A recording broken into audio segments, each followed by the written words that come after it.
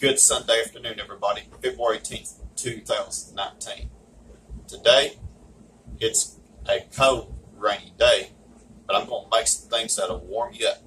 I'm making homemade chicken pot pie, probably some mashed potatoes and macaroni and cheese. So I want you to stay tuned for the action that is fixing to take place in my kitchen. All right, everybody. I'm going to make the crust. Now, this is homemade crust, so if you want to skip and go out and buy the pre-made pie crust, that's totally up to you. But I like making my own pie crust. I actually haven't made one in quite some time, but I'm going to make an attempt to make it, starting out by putting some flour and some salt in a food processor. Now, you know me, I don't like measuring anything, but I eyeball it. But when it comes to making cakes, pies, whatever, you have to measure using measuring cups, measuring spoons, whatever that you have. So that's what I did. And in the food processor here, if you don't have one of these, you can get you a potato masher that looks like this. I'll pull it out here in just a minute. Looks like that. Or you can get a pastry blender. Now, I've got one of those, but I don't know what happened to it. So, I've got 2.5 cups of plain flour. Now, there's a difference. Sometimes I use self-rising flour that already has salt and baking soda, baking powder in it. But when you're making a pie crust or making a cake, you really don't want to use that. You would want to use plain flour, and that's what I've got. I've got 2.5 cups of all-purpose flour. You'll find that in the section of the grocery store that has your flour and sugar and all your baking supplies. All-purpose flour, bleached or unbleached. I usually use unbleached flour, and I've got 1 teaspoon of salt. Now, I'm going to go ahead and pulse this to let the flour and the salt combine. Now, that's good enough right there. I'm going to take this off. Very important thing that what I'm about to tell you. I've already measured 6 tablespoons of butter and 3/4 cup of lard. Now, very important to make sure that your butter and your lard are well chilled. Now, it'd be wise if you would put the lard or shortening, whatever you use, in the refrigerator overnight. Okay, that way be ready to go the next day when you are ready to bake your pies. All right, or your biscuits. Okay, so I'm pulsing this.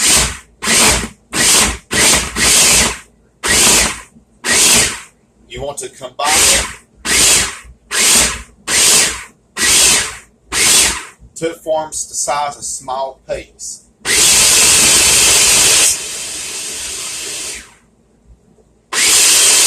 Let's check it out.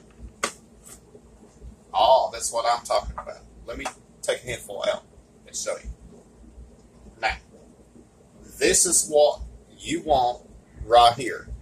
You see how it's the size of small peas? That's going to help your crust. Also, your biscuits.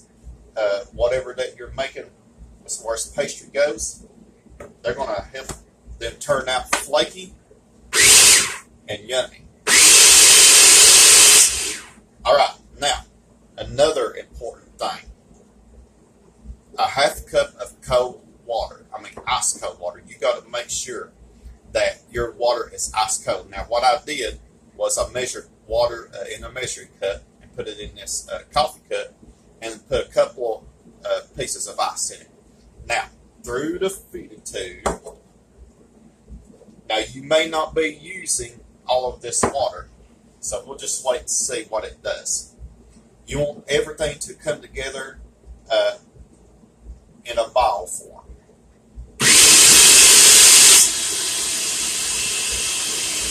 See how it's starting to come together?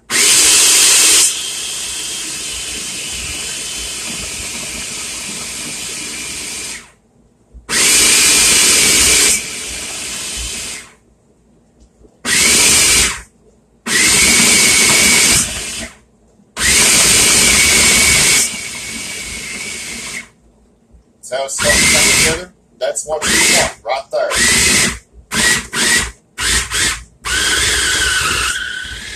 That is perfect. Just rock them back and forth like a washing machine. Alright, so that is it. Okay? Now, let's clear the top part off. Now, what I'm going to do, this is very important. You can use this recipe, pie crust recipe to make apple pie, strawberry pie, whatever pie that you want. Now, I got some flour out here on the counter. Now,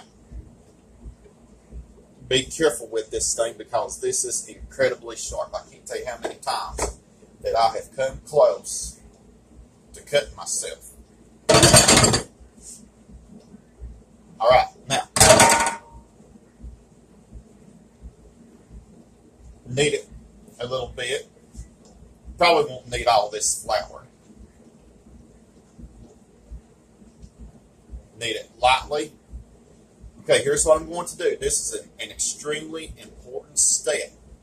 Now, I'm going to wrap this in plastic wrap, and I'm going to put it in the freezer for 30 minutes. So, I want you to stay tuned while this is chilling in my freezer for 30 minutes. I'm going to go ahead and start on the filling for the chicken pot pie, so stay tuned. All right, welcome back, everybody. My pie crust is chilling in the freezer, and they will be ready by the time I get the filling done. Now, in the pan right here, you want to use a good sized pan. Now, what I did was I sauteed one onion in some oil and butter, and I'm ready to go to use the other. Put some more things in there, I should say. Now, I'm using 1 pack of mixed vegetables, frozen mixed vegetables. It'll save you a lot of time by doing that. It's already got green beans, carrots, corn, and peas in it. Just stir them up. I'm going to raise the heat.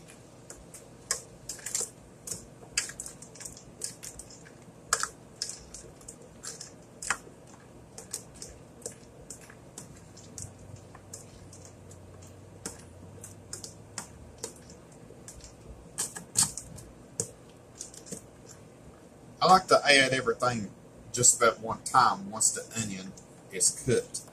Now, what's going to happen is when I put the broth and everything else in here, the cooking time for this right here is going to take about 15, 20, maybe about 25, 30 minutes. I say probably about 25 minutes. Let me say it that way. That way the filling will be good and done. And then when it bakes in the oven, it'll take about 30 to 35 minutes to cook. Alright. Now, I peeled 6 potatoes, the russet kind. You can use Yukon Go red potatoes. And I sliced them up like you would if you were going to make mashed potatoes. So I'm going to put those in there.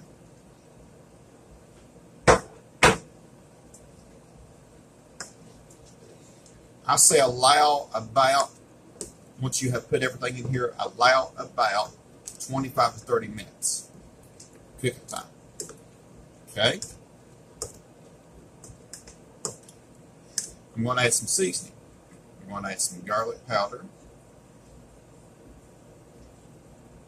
I'm just eyeballing it.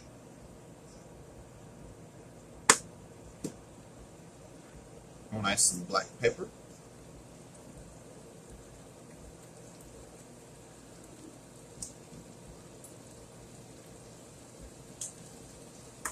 Italian seasoning.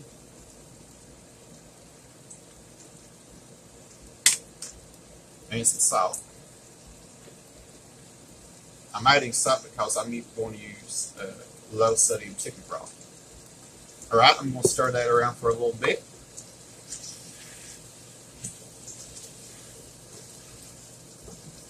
This recipe's complex. That means that there are several steps to it. I like the pot pies you buy at the store, but I love making chicken pot pie. I think chicken pot pie, along with meatloaf and chicken casserole, are three of my most favorite dishes to cook.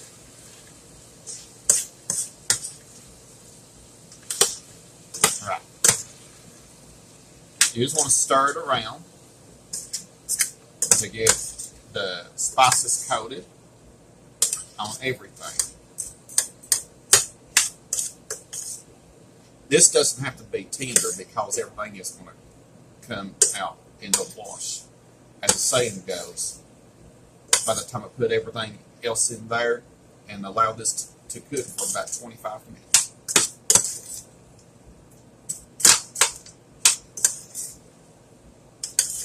Now, I'm going to add some flour. Now the flour is going to help thicken the sauce or the filling.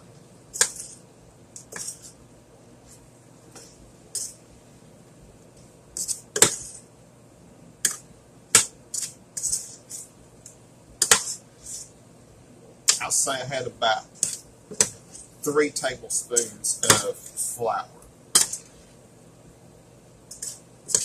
Okay.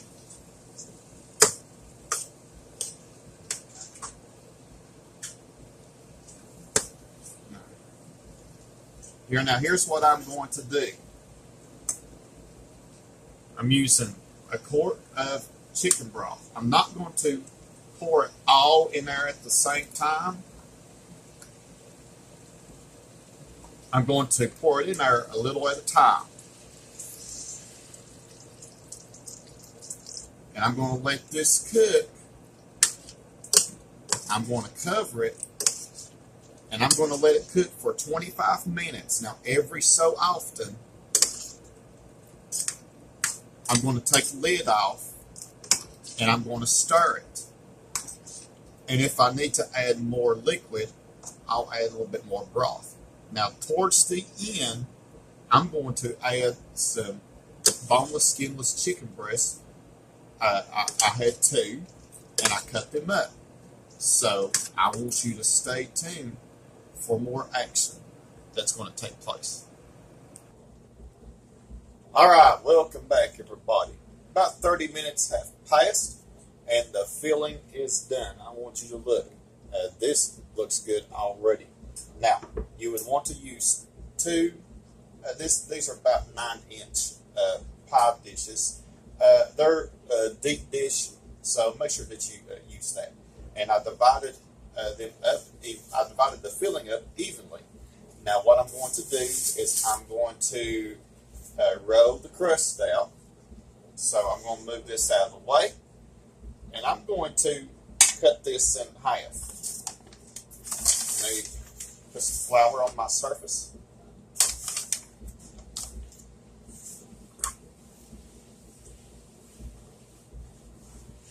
I think I'm just going to stick with chicken pot pie today. I'll fix the other stuff later on. All right, cut it. Okay.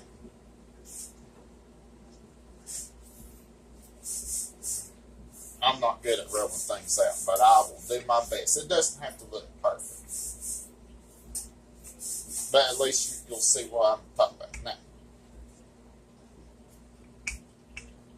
It is good and cold from where it was in the freezer for 30 minutes at least. Now, you would want to turn this around a little bit. It doesn't have to be a perfect circle. I say roll this out to about maybe a 1/4 inch thick.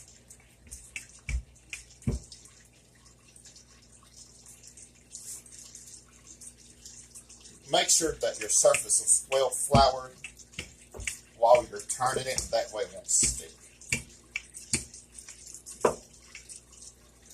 Let me move this out of the way. And move this other out of the way so I'll have room.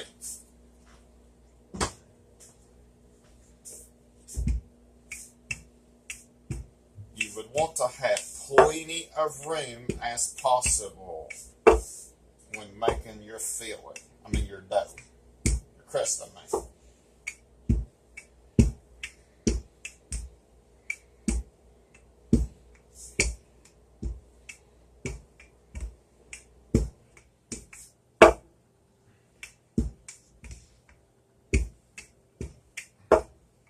Notice I didn't do too good of a job in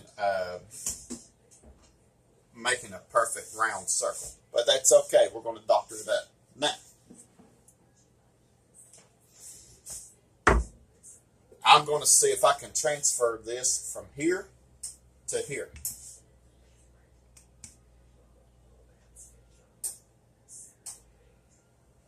The trick is, and I've seen people do this, fold it over the rolling pin.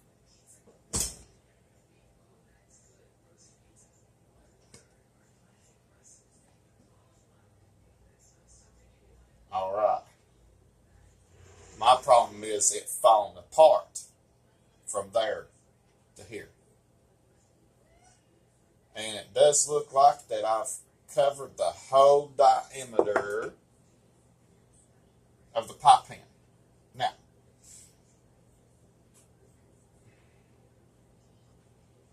all right. So what I'm going to do is take a knife and I'm going to cut the excess off. You can use this. You can put that in a freezer and use it for something else if you would like.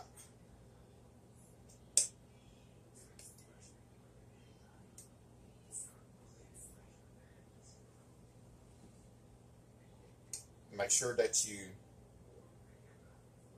don't cut all the way or your filling will come out. And if it does, by the way, just make sure that you put something under your pie plates just in case it does. Like a pie pan. Alright. Like a regular rectangular pan that you would put in the oven. Alright, so I'm going to crimp it with a fork.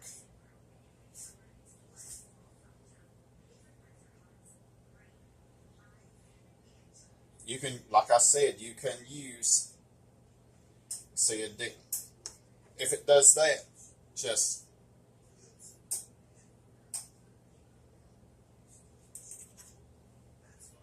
put some flour on it. Now notice that it didn't come all the way to the edge like I wanted it to, but that's okay. Now, whenever you are making a pie, make sure that you cut a couple of slits in it. You sure don't want it to explode in the oven and make a mess, if you catch my drift. So, I'm going to pause for a minute, and I'm going to show you what else I'm going to do with the pie crust. Alright, welcome back everybody. While I had the chance, I went ahead and I rolled out the dough for the second pie. Now, you can tell that it doesn't look perfect at all, and it doesn't have to be too perfect. Now, what I'm going to do is, in this little cut, I took a fork and I whisked together an egg and a little bit of water to make an egg wash. So what I'm going to do is I'm going to brush this whole entire thing, and also the second one with egg wash. That way it'll become good and golden brown. Alright? You don't necessarily have to pour the whole thing on there. Just get you a brush like this. This is a silicone brush. You can buy at any local retail store, or you can use the regular brushes. Alright, now I'm going to do the same thing with this other one.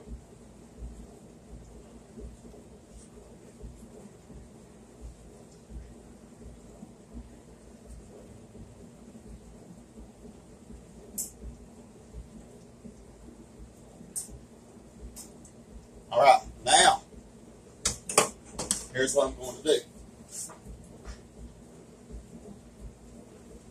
I'm going to sprinkle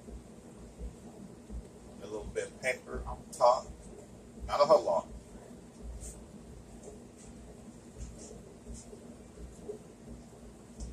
Not too much, and I'm going to get salt.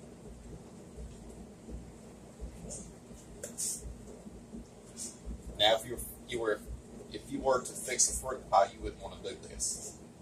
All right, a little bit of salt on both of them.